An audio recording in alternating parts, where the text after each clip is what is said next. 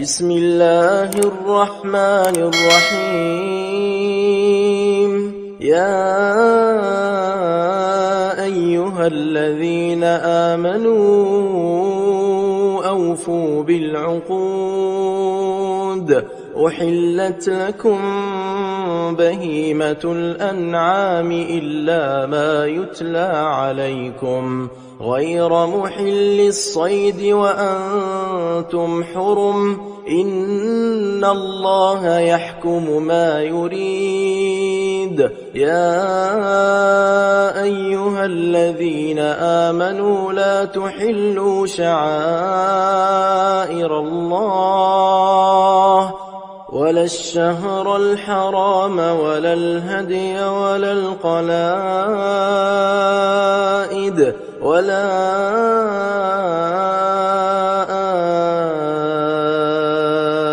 آمين البيت الحرام يبتغون فضلا من ربهم ورضوانا. وإذا حللتم فاصطادوا ولا يجرمنكم شنآن قوم أن صدوكم عن المسجد الحرام أن تعتدوا. وتعاونوا على البر والتقوى ولا تعاونوا على الإثم والعدوان. واتقوا الله إن الله شديد العقاب. حرمت عليكم الميتة والدم ولحم الخنزير وما أهل لغير الله به والمنخنقة والموقوذة والمتردية والنطيحة وما أكل السبع إلا ما ذكيتم وما ذبح على النصب وأن تستقسموا بالأزلام ذلكم فسق. اليوم يئس الذين كفروا من دينكم فلا تخشوهم واخشون. اليوم أكملت لكم دينكم وأتممت عليكم نعمتي ورضيت لكم الإسلام دينا. فمن اضطر في مخمصة غير متجانف لإثم فإن الله غفور رحيم. يسألونك ماذا أحل لهم قل أحل لكم الطيبات وما علمتم من الجوارح مكلبين تعلمونهن مما علمكم الله. فكلوا مما أمسكن عليكم واذكروا اسم الله عليه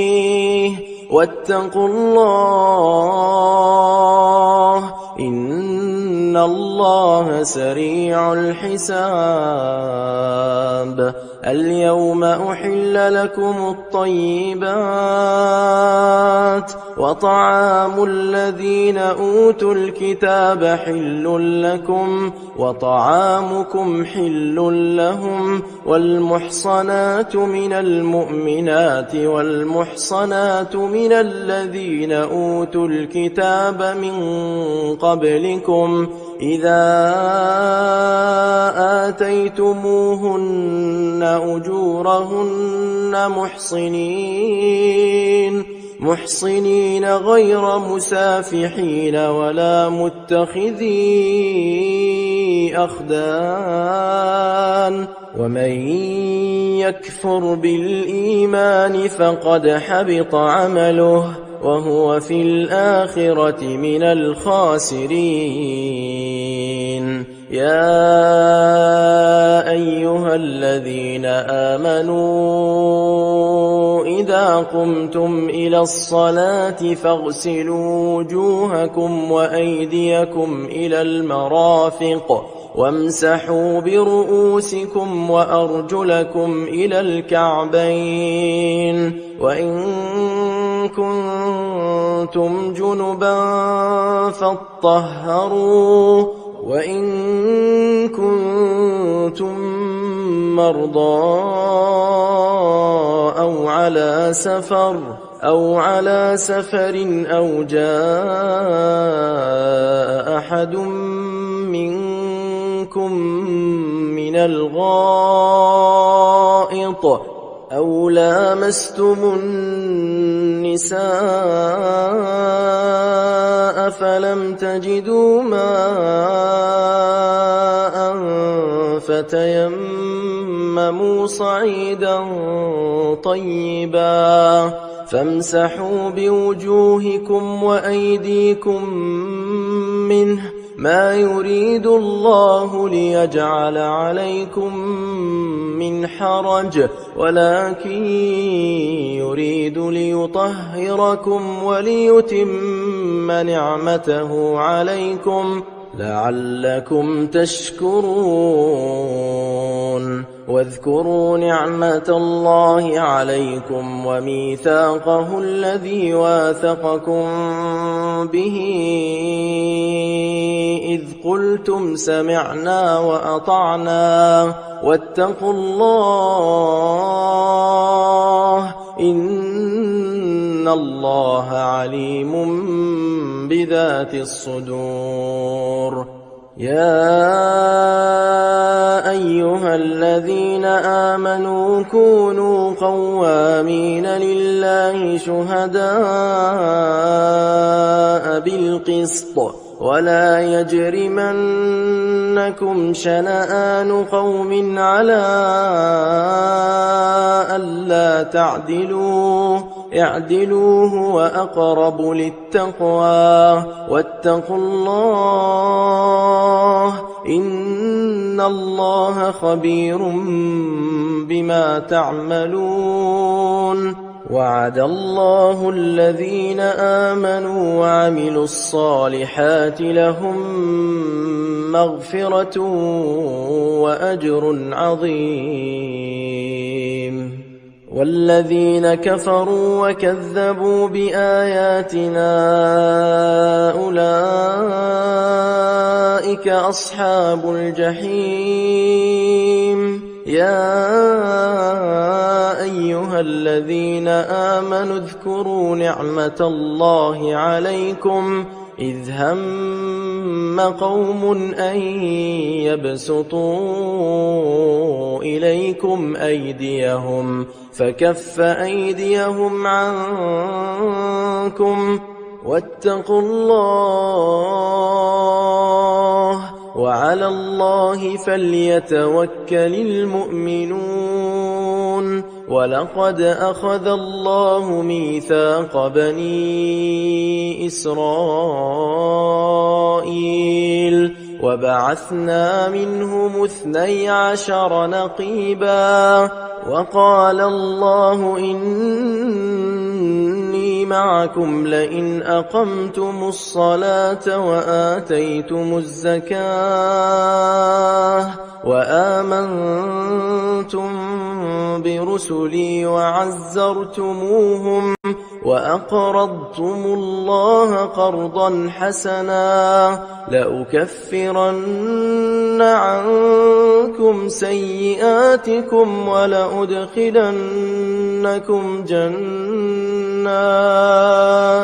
جنات تجري من تحتها الأنهار فمن كفر بعد ذلك منكم فقد ضل سواء السبيل. فبما نقضهم ميثاقهم لعناهم وجعلنا قلوبهم قاسية يحرفون الكلم عن مواضعه ونسوا حظا مما ذكروا به ولا تزال تطلع على خائنة منهم إلا قليلا منهم فاعف عنهم واصفح إن الله يحب المحسنين. ومن الذين قالوا إنا نصارى أخذنا ميثاقهم فنسوا حظا مما ذكروا به فأغرينا بينهم العداوة والبغضاء إلى يوم القيامة وسوف ينبئهم الله بما كانوا يصنعون. يا أهل الكتاب قد جاءكم رسولنا يبين لكم كثيرا مما كنتم تخفون من الكتاب ويعفو عن كثير. قد جاءكم من الله نور وكتاب مبين يهدي به الله من اتبع رضوانه سبل السلام ويخرجهم من الظلمات إلى النور بإذنه ويهديهم إلى صراط مستقيم. لقد كفر الذين قالوا إن الله هو المسيح ابن مريم قل فمن يملك من الله شيئا إن أراد أن يهلك المسيح ابن مريم وأمه ومن في الأرض جميعا ولله ملك السماوات والأرض وما بينهما يخلق ما يشاء والله على كل شيء قدير. وقالت اليهود والنصارى نحن أبناء الله وأحباؤه قل فلم يعذبكم بذنوبكم بل أنتم بشر ممن خلق يغفر لمن يشاء ويعذب من يشاء ولله ملك السماوات والأرض وما بينهما وإليه المصير. يا أهل الكتاب قد جاءكم رسولنا يبين لكم على فترة من الرسل أن تقولوا ما جاءنا من بشير ولا نذير فقد جاءكم بشير ونذير والله على كل شيء قدير. وإذ قال موسى لقومه يا قوم اذكروا نعمة الله عليكم إذ جعل فيكم أنبياء وجعلكم ملوكا وآتاكم ما لم يؤت أحدا من العالمين يا قوم ادخلوا الأرض المقدسة التي كتب الله لكم ولا ترتدوا على أدباركم فتنقلبوا خاسرين قالوا يا موسى إن فيها قوما جبارين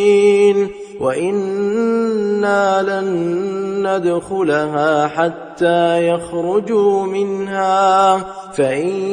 يخرجوا منها فإنا داخلون قال رجلان من الذين يخافون أنعم الله عليهما ادخلوا عليهم الباب فإذا دخلتموه فإنكم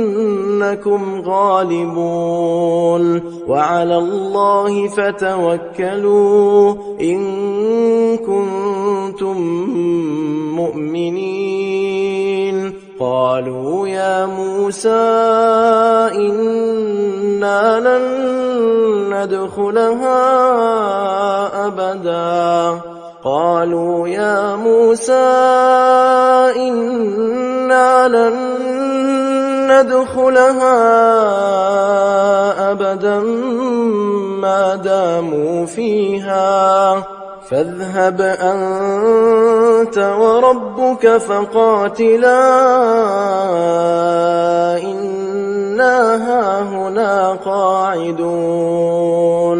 قال رب إني لا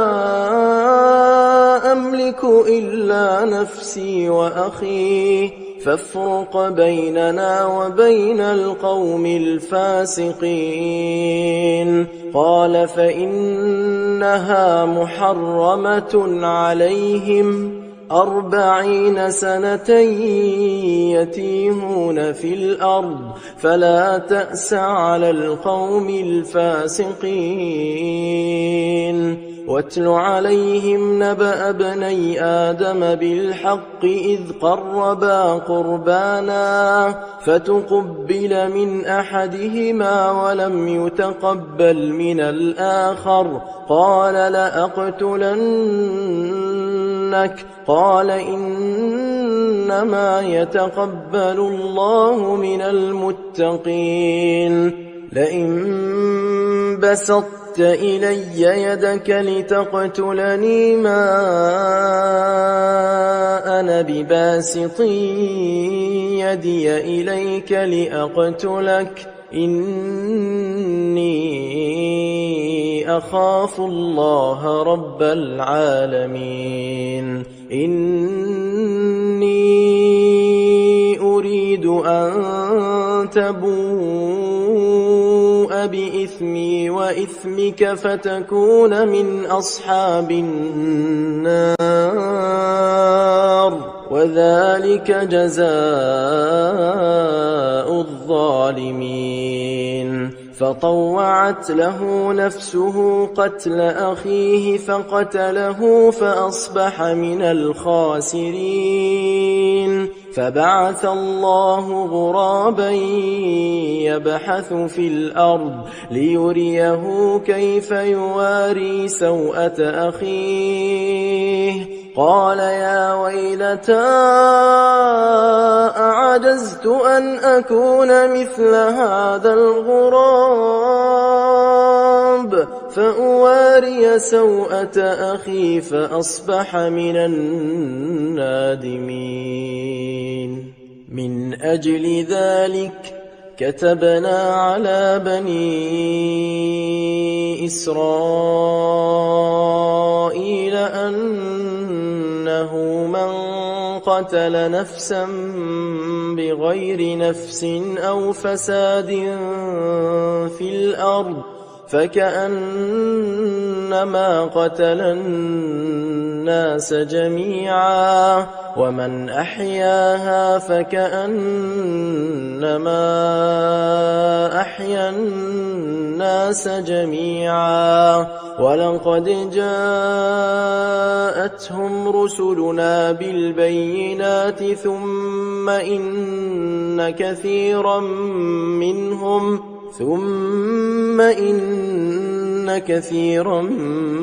منهم بعد ذلك في الأرض لمسرفون إنما جزاء الذين يحاربون الله ورسوله ويسعون في الأرض فسادا أن يقتلوا أو يصلبوا أو تقطع أيديهم وأرجلهم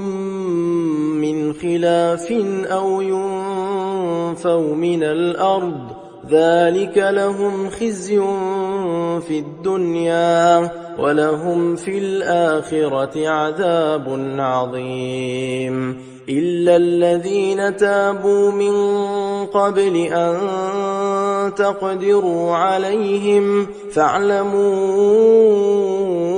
أن الله غفور رحيم يا أيها الذين آمنوا اتقوا الله وابتغوا إليه الوسيلة وجاهدوا في سبيله لعلكم تفلحون إن الذين كفروا لو أن لهم ما في الأرض جميعا ومثله معه ليفتدوا به من عذاب يوم القيامة ما تقبل منهم ولهم عذاب أليم يريدون أن يخرجوا من النار وما هم بخارجين منها ولهم عذاب مقيم والسارق والسارقة فاقطعوا أيديهما جزاء بما كسبا نكالا من الله والله عزيز حكيم فمن تاب من بعد ظلمه وأصلح فإن الله يتوب عليه إن الله غفور رحيم ألم تعلم أن الله له ملك السماوات والأرض يعذب من يشاء ويغفر لمن يشاء والله على كل شيء قدير يا أيها الرسول لا يحزنك الذين يسارعون في الكفر من الذين قالوا آمنا بأفواههم ولم تؤمن قلوبهم ومن الذين هادوا سماعون للكذب سماعون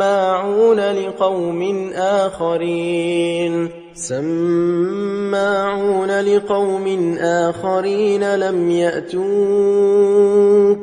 يحرفون الكلم من بعد مواضعه يقولون إن أوتيتم هذا فخذوه وإن لم تؤتوه فاحذروا ومن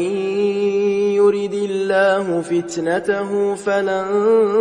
تملك له من الله شيئا أولئك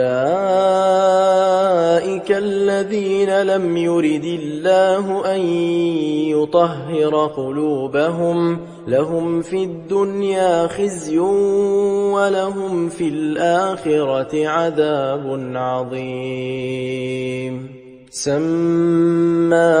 للكذب أكالون للسحت فإن جاءوك فاحكم بينهم أو أعرض عنهم وإن تعرض عنهم فلن يضروك شيئا وإن حكمت فاحكم بينهم بالقسط إن الله يحب المقسطين وكيف يحكمونك وعندهم التوراة فيها حكم الله ثم يتولون من بعد ذلك وما أولئك بالمؤمنين إنا أنزلنا التوراة فيها هدى ونور يحكم بها النبيون الذين أسلموا للذين هادوا والربانيون والأحبار بما استحفظوا من كتاب الله وكانوا عليه شهداء فلا تخشوا الناس واخشوني ولا تشتروا بآياتي ثمنا قليلا ومن لم يحكم بما أنزل الله فأولئك هم الكافرون وكتبنا عليهم فيها أن النفس بالنفس والعين بالعين والأنف بالأنف والأذن بالأذن والسن بالسن والجروح قصاص فمن تصدق به فهو كفارة له ومن لم يحكم بما أنزل الله فأولئك هم الظالمون وقفينا على آثارهم بعيسى ابن مريم مصدقا لما بين يديه من التوراة وآتيناه الإنجيل فيه هدى ونور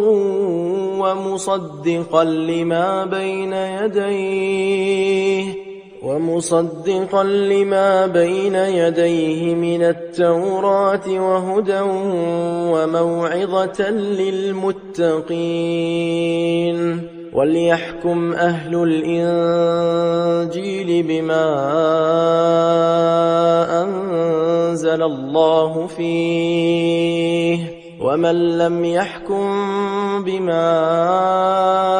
أنزل الله فأولئك هم الفاسقون وأنزلنا إليك الكتاب بالحق مصدقا لما بين يديه من الكتاب ومهيمنا عليه فاحكم بينهم بما أنزل الله ولا تتبع أهواءهم عما جاءك من الحق لكل جعلنا منكم شرعة ومنهاجا ولو شاء الله لجعلكم أمة واحدة ولكن ليبلوكم فيما آتاكم فاستبقوا الخيرات إلى الله مرجعكم جميعا فينبئكم بما كنتم فيه تختلفون وأن احكم بينهم بما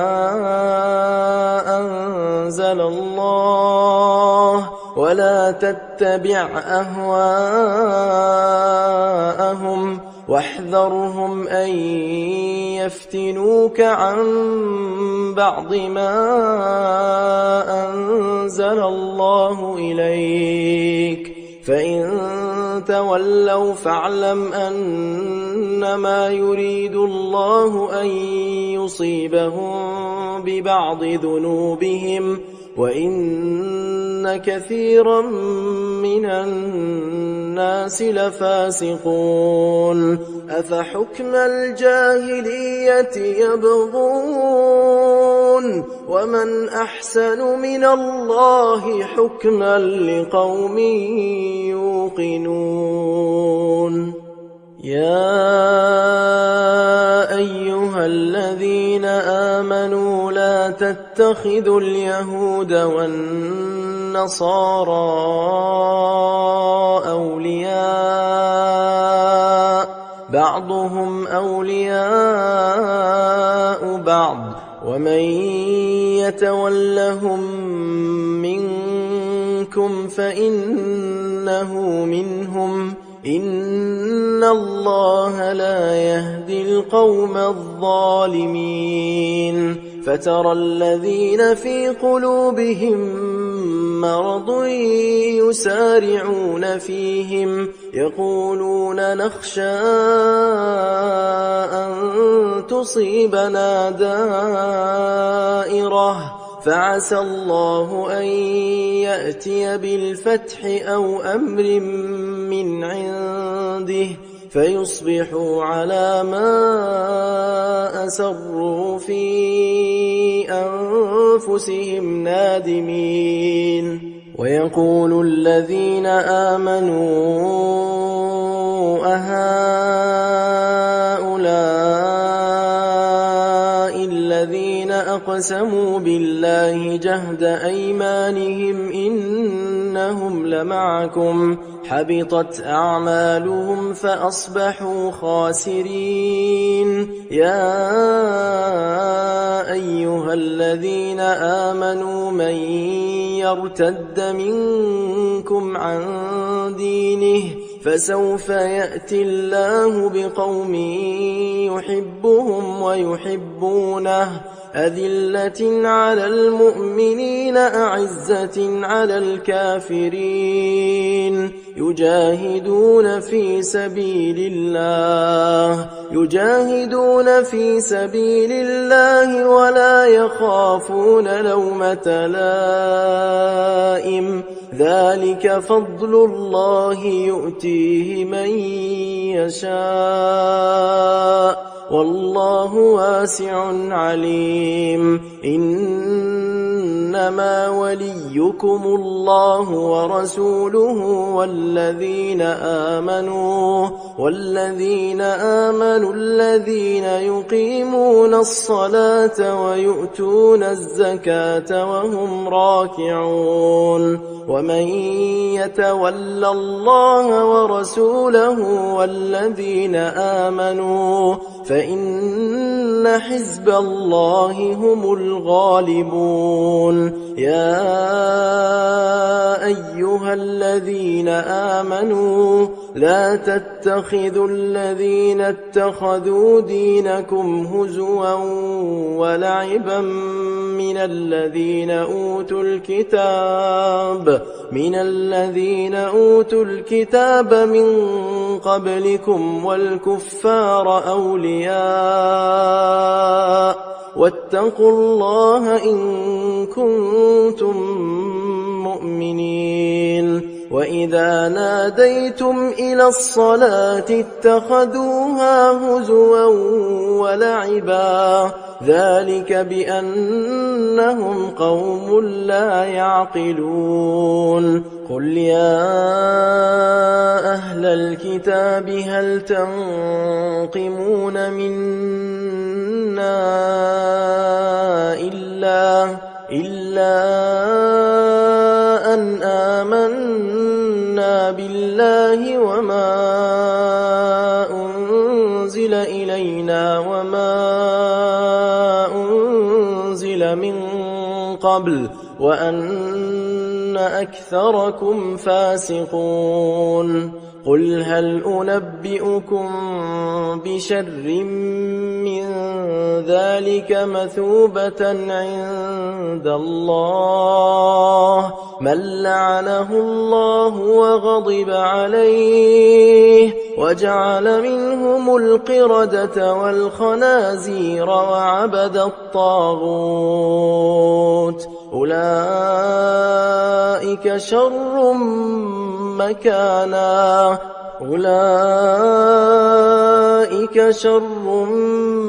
مكانا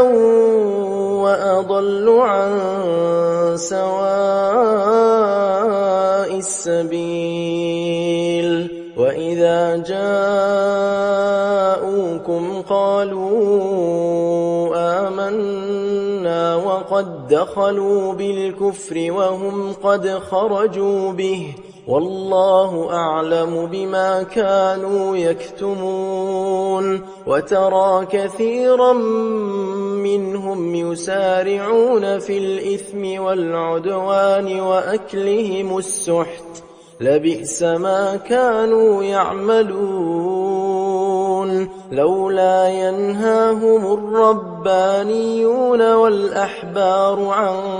قولهم الإثم وأكلهم السحت لبئس ما كانوا يصنعون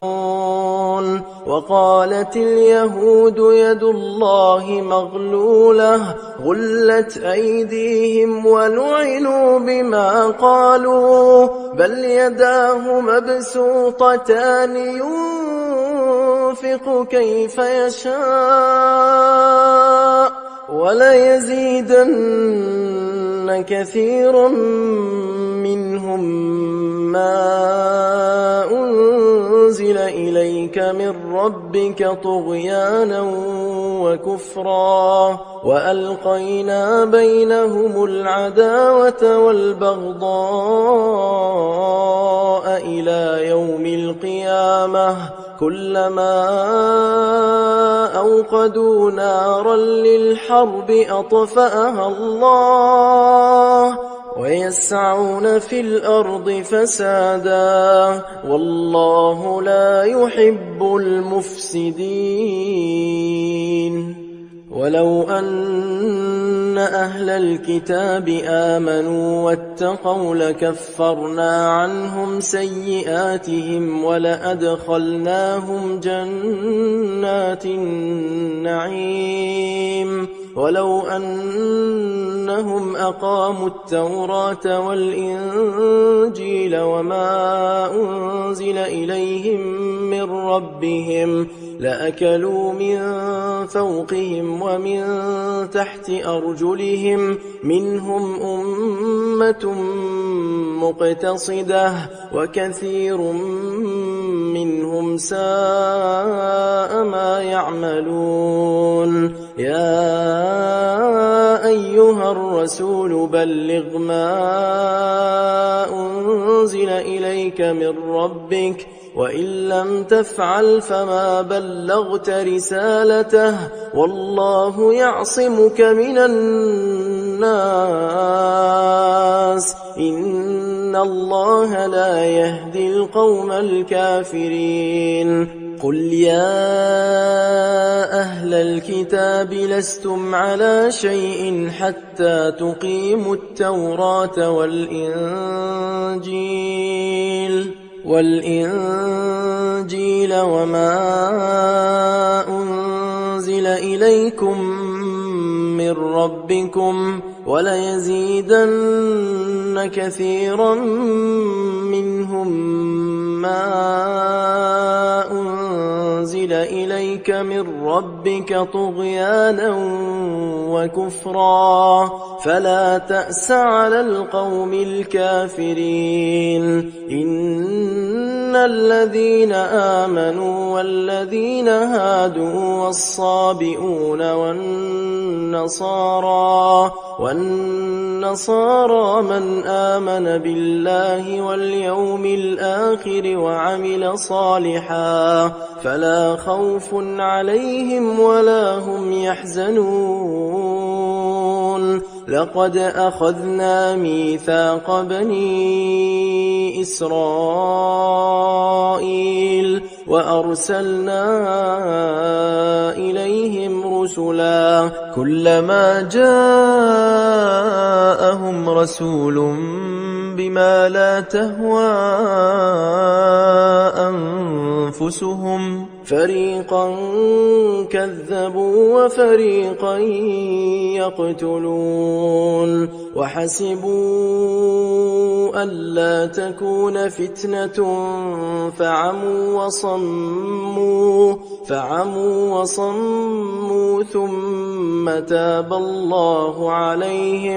ثم تاب الله عليهم ثم عموا وصموا كثير منهم والله بصير بما يعملون لقد كفر الذين قالوا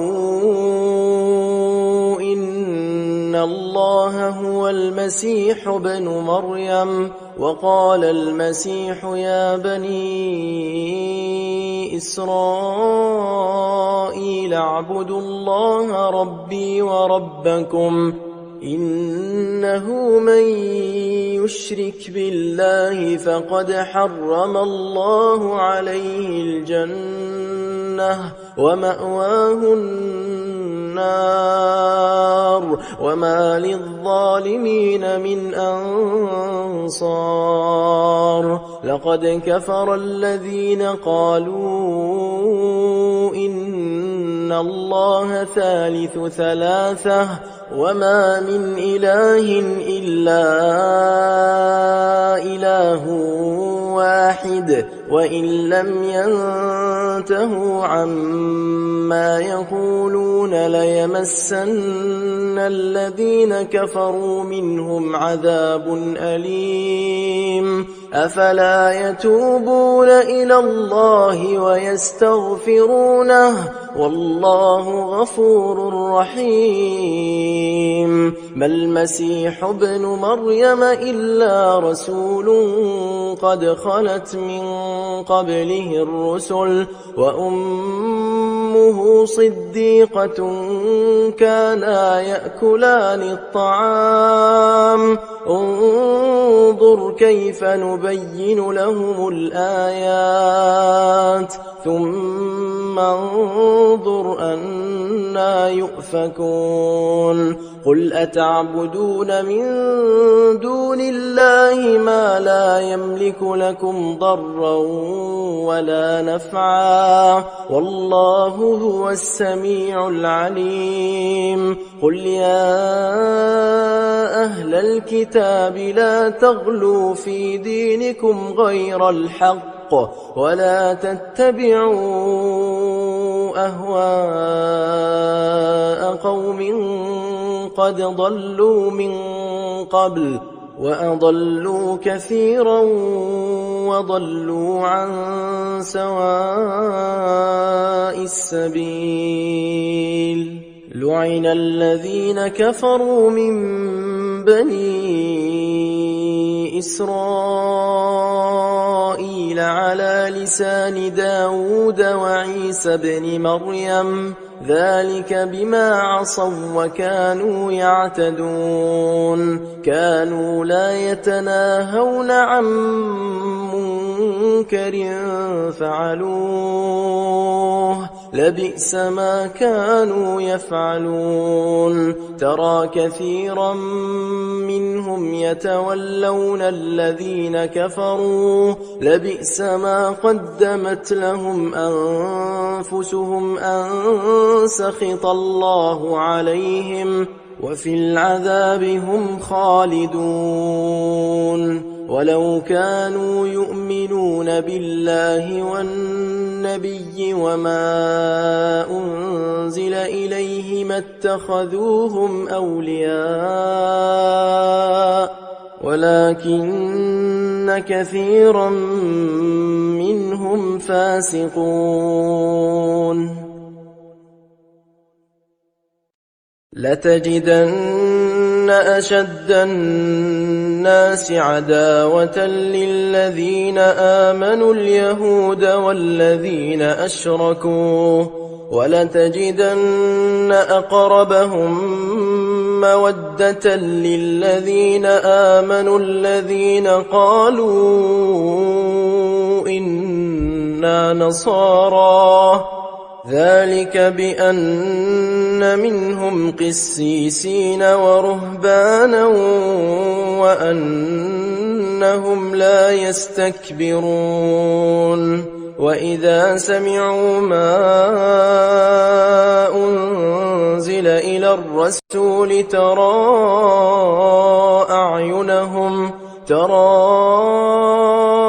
أعينهم تفيض من الدمع مما عرفوا من الحق يقولون ربنا آمنا فاكتبنا مع الشاهدين وما لنا لا نؤمن بالله وما جاءنا من الحق ونطمع أن يدخلنا ربنا مع القوم الصالحين فأثابهم الله بما قالوا جنات تجري من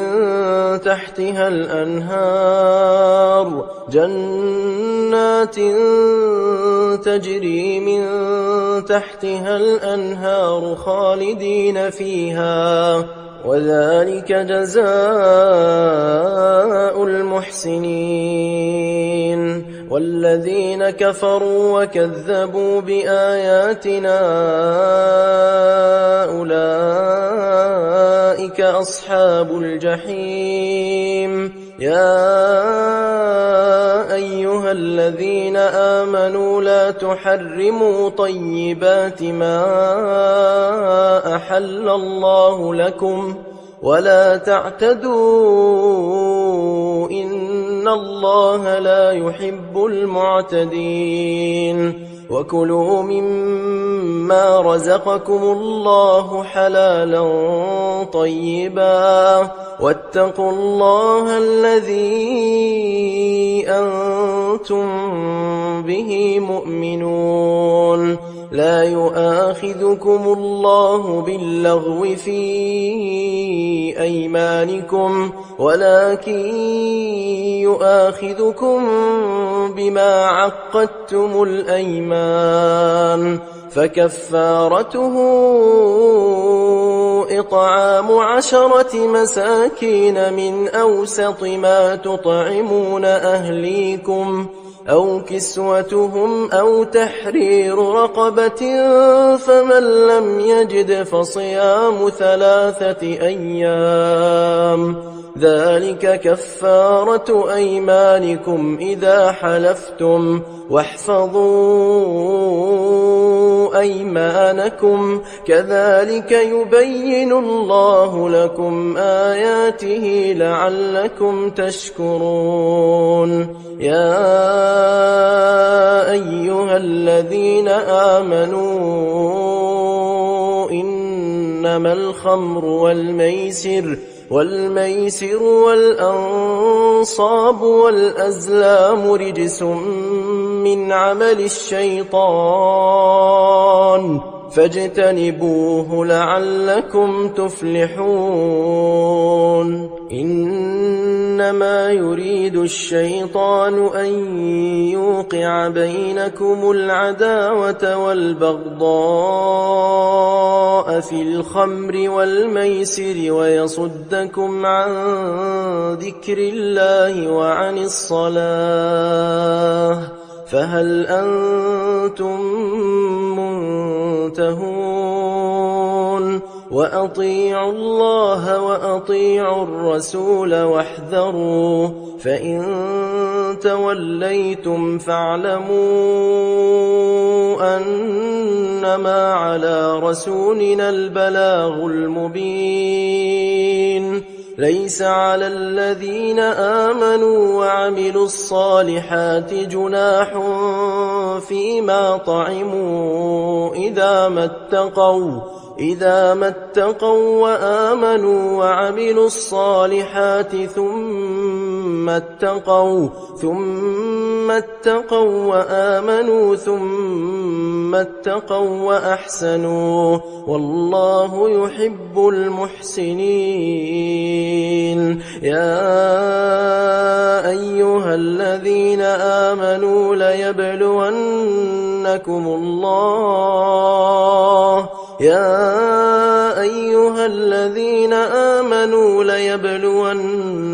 الله بشيء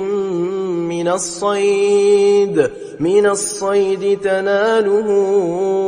أيديكم ورماحكم ليعلم الله من يخافه بالغيب فمن اعتدى بعد ذلك فله عذاب أليم يا أيها الذين آمنوا لا تقتلوا الصيد وأنتم حرم ومن قتله منكم متعمدا فجزاء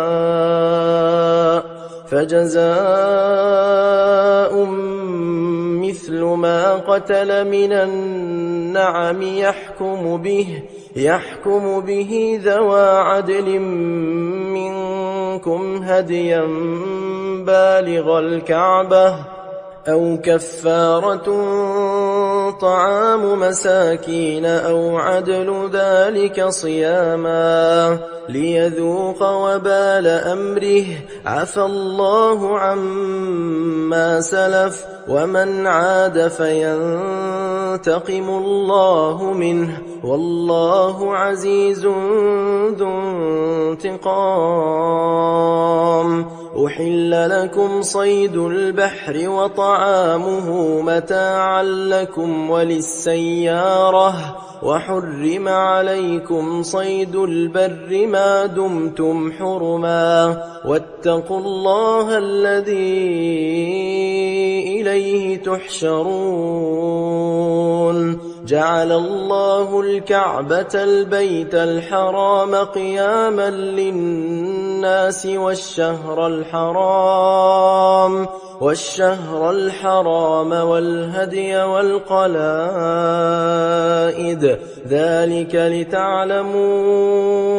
أن الله يعلم ما في السماوات وما في الأرض وأن الله بكل شيء عليم اعلموا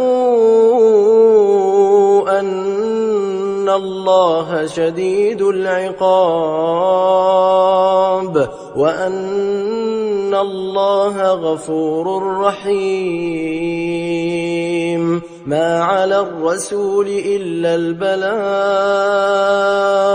والله يعلم ما تبدون وما تكتمون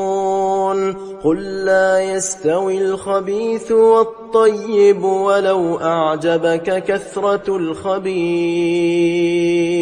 فاتقوا الله يا أولي الألباب لعلكم تفلحون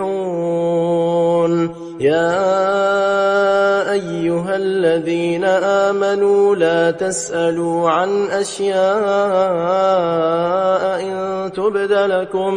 إن تبد لكم تسؤكم وإن تسألوا عنها حين ينزل القرآن تبد لكم عفى الله عنها والله غفور حليم قد سألها قوم من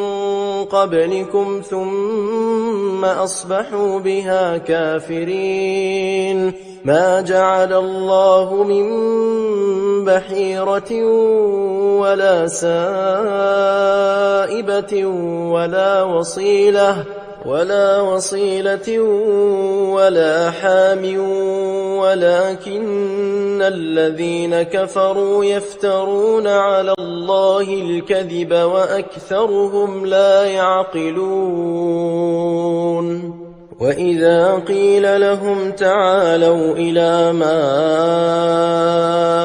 أنزل الله وإلى الرسول قالوا حسبنا ما وجدنا عليه آباءنا أولو كان آباؤهم لا يعلمون شيئا ولا يهتدون يا أيها الذين آمنوا عليكم أنفسكم لا يضركم من ضل إذا اهتديتم إلى الله مرجعكم جميعا فينبئكم بما كنتم تعملون يا أيها الذين آمنوا شهادة بينكم إذا حضر أحدكم الموت حين الوصية اثنان ذوا عدل منكم أو آخران من غيركم إن أنتم ضربتم في الأرض فأصابتكم مصيبة الموت تحبسونهما من بعد الصلاة فيقسمان بالله إن ارتبتم لا نشتري به ثمنا ولو كان ذا قربى ولا نكتم شهادة الله إنا إذا لمن الآثمين فإن عثر على أنهما استحقا إثما فآخران يقومان مقامهما من الذين استحق عليهم الأوليان فيقسمان بالله لشهادتنا أحق من شهادتهما وما اعتدينا إنا إذا لمن الظالمين ذلك أدنى أن يأتوا بالشهادة على وجهها أو يخافوا أن ترد أيمان بعد أيمانهم واتقوا الله واسمعوا والله لا يهدي القوم الفاسقين يوم يجمع الله الرسل فيقول ماذا أجبتم قالوا لا علم لنا إنك أنت علام الغيوب إذ قال الله يا عيسى ابن مريم اذكر نعمتي عليك وعلى والدتك إذ أيدتك بروح القدس تكلم الناس في المهد وكهلا وإذ علمتك الكتاب والحكمة والتوراة والإنجيل وإذ تخلق من الطين كهيئة الطير بإذني فتنفخ فيها فتكون طيرا بإذني وتبرئ الأكمه والأبرص بإذني وإذ تخرج الموتى بإذني وإذ كففت بني إسرائيل عنك إذ جئتهم بالبينات فقال الذين كفروا منهم إن هذا إلا سحر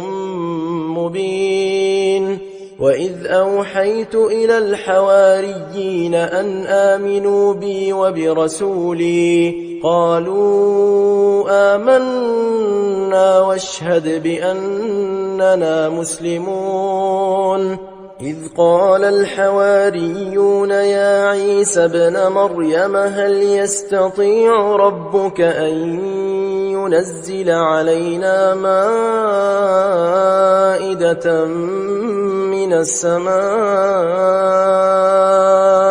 قال اتقوا الله إن كنتم مؤمنين قالوا نريد أن نأكل منها وتطمئن قلوبنا ونعلم أن قد صدقتنا ونكون عليها من الشاهدين قال عيسى ابن مريم اللهم ربنا أنزل علينا مائدة من السماء تكون لنا عيدا لأولنا وآخرنا وآية